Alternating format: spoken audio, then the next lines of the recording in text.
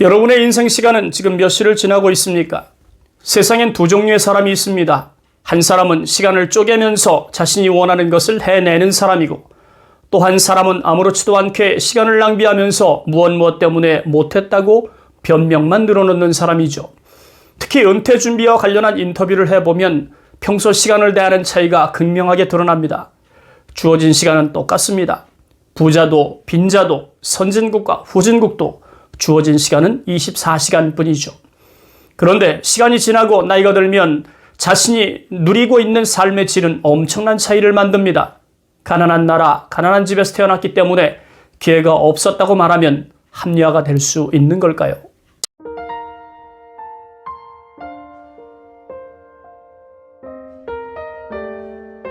안녕하세요. 고갈TV 이종범입니다. 오늘부터는 생로병사 희노애락이란 대전제를 바탕으로 은퇴 3적, 노후 3제, 생애 3사를 다룰 생각입니다. 특히 인생 100년, 사막 인생 중에서 50세부터 75세 인생 3막과 75세부터 100세까지 이어지는 인생 4막을 다룰 생각입니다. 그러기 위해서는 은퇴 3적과 노후 3제, 생애 3사가 무엇을 뜻하는지 간략히 정리할 필요가 있겠죠. 먼저 은퇴 3적은 은퇴할 즈음까지 반드시 해결하고 은퇴해야 하는 세 가지 비용을 도적에 비유한 것이고, 노후 3제는 은퇴 후 사망하는 그날까지 한시도 소홀히 할 수 없는 세 가지 비용을 재앙에 비유한 말입니다. 마지막으로 생애 3사는 자칫하면 세 번의 죽음을 맞이할 수 있다는 뜻입니다. 오늘은 시리즈물의 첫 시간인 만큼 인생 후반에 반드시 만나게 되는 위험 로드맵부터 살펴보겠습니다. 생로병사 희노애락 시리즈물의 개요라고 보면 좋을 것 같습니다. 아무쪼록 시리즈로 제공되는 본 영상이 은퇴를 준비하는 여러분들에게 좋은 영감이 되었으면 좋겠습니다. 그럼 큰 그림부터 그려보겠습니다. 인생 100년을 24시간으로 환산하면 이런 시계가 만들어집니다. 금융노년학에서 말하는 것처럼 인생을 4등분하면 25년 간격으로 나눌 수 있는데요. 이를 다시 사계절로 바꾸면 봄은 25세까지, 여름은 50세까지, 가을은 75세까지, 그리고 겨울은 100세로 구분할 수 있습니다. 물론 연령별로 딱 떨어지는 구분값은 아니죠. 상징적으로 이해하면 좋겠습니다. 이를 다시 인생 전반과 후반으로 나누면 50세까지는 전반전, 그리고 50세 이후부터는 사망하는 그날까지 인생 후반전이라고 할 수 있겠죠. 봄에 해당하는 인생 1막은 배움의 시기입니다. 열심히 공부하느라 책과 씨름하는 시기죠. 한마디로 배움을 지향하는 시기라고 할 수 있습니다. 그리고 여름에 해당하는 인생 2막 25년은 인생의 황금기라고 할 수 있는데요. 성공을 위해서 열심히 일하면서 자기 성장을 이루어내는 성공지향적인 삶을 추구하는 시기라고 할 수 있습니다. 그렇게 인생 전반이 지나고 나면 인생 반환점을 돌게 되는데, 이때가 50세 전후죠. 이때부터는 가을에 해당하는 인생 3막이 시작됩니다. 가을은 사색의 계절이라 그런지 책과 친해지는 시기이기도 하죠. 그래서일까요? 이때 발현되는 특징은 성공보다는 자신을 돌아보고 반성하는 자기 성찰의 시간이 많아집니다. 저마다 철학자가 된다고 할까요? 하지만 이내 찬바람이 부는 겨울을 맞이하게 되는데 인생 4막이 시작되는 말년 25년이 그것입니다. 이때는 세상에 대한 미련을 내려놓고 얼마 남지 않은 삶을 정리하는 시간이라고 할 수 있습니다. 그럼 이쯤에서 여러분께 드리고 싶은 질문이 있습니다. 여러분의 인생 시간은 지금 몇 시를 지나고 있습니까? 저는 오후 2시 24분을 지나고 있는데요. 한창 오후 업무에 열중하는 시간이죠. 퇴근하는 시간까지는 아직 3시간 30분, 인생 시간으로는 약 15년이 남아 있습니다. 퇴근은 일손을 내려놓고 인생 4막으로 들어가는 것을 말합니다. OECD에서 발표한 자료에 따르면 한국인의 실질적인 퇴직 연령은 73세라고 했습니다.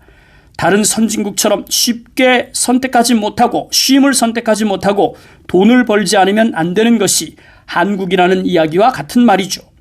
노후 빈곤율 세계 1위가 대한민국이거든요. 이에 관한 이야기는 추후 다루도록 하겠습니다. 2017년 프루덴셜 생명에서 발행한 대한민국 은퇴 감정지수 보고서에 따르면 은퇴하는 한국인에게 영향을 크게 미치는 4가지 감성을 발표했는데요. 은퇴와 관련해서 한국인에게 가장 큰 비중을 차지하는 감성은 후회랍니다. 두 번째로 영향을 미치는 것은 비관적 사고였어요. 세 번째는 무력감, 마지막은 안주하는 자세였습니다. 마치 자신의 노후를 누군가 책임져 줄 것이라고 생각하면서 말이죠. 네 가지 감성의 공통점은 한마디로 표현하면 저는 지극히 수동적인 자세라고 생각합니다. 이런 감성으론 현명한 은퇴는 불가능합니다. 보다 능동적이고 적극적 사고가 아니라면 망치는 노후를 피할 길이 없겠죠. 그럼 인생 후반전에 해당하는 50세 이후에는 어떤 위험이 도사하고 있는지 살펴보겠습니다. 얼마 전에 영상으로 소개했던 은퇴하기 10년 전부터 은퇴 5년에 이르는 15년을 퇴직 레드존이라고 하는데요. 이때는 소득을 교란시키는 3대 변곡점이 있다고 말씀드린 적이 있습니다. 복습 차원에서 간략히 요약하면 50세에서 55세 구간에는 조기 퇴직 위험이 도사리고 있습니다. 대기업의 경우 평균 퇴직 연령은 49세, 중소기업 51세, 공기업은 55세에 퇴사하기 때문에 50에서 55세 인생 구간은 조기 퇴직으로 인한 소득 교란이 발생하는 것입니다. 하지만 이 구간을 무사히 넘긴다고 해도 이내 다가오는 두 번째 소득 교란 위험을 마주하게 됩니다. 그것은 55세에서 60세 구간에 발생하는 임금 피크죠. 두 번째 소득 교란 위험 구간을 지나고 나면 정말 커다란 싱크홀, 소득 싱크홀이라고 할 수 있는 연금 공백기와 마주하게 됩니다. 그때가 바로 60세에서 65세 구간입니다. 여기서 위험이 끝나는 건 아닙니다. 은퇴와 동시에 발생할 수 있는 위험으로 간과하지 말 것은 자칫하면 사회적 분리수거 대상자로 전락할 수 있다는 거죠. 이 말은 오군재 교수의 퇴적공간이라는 책에서 빌려온 말인데, 은퇴자의 능력을 누군가 필요로 하지 않는다면 경제적 생산성을 담보할 수 있는 일을 할 수 없게 되는데, 이 기간이 길어지면 백수 생활을 하게 되는 거죠. 사회적으로 인정을 받아도 평균 73세가 넘어가면 일손을 놓는 사람이 많아집니다. 그 이유는 OECD에서 한국인은 평균적으로 73세까지 일한다고 발표했기 때문이죠.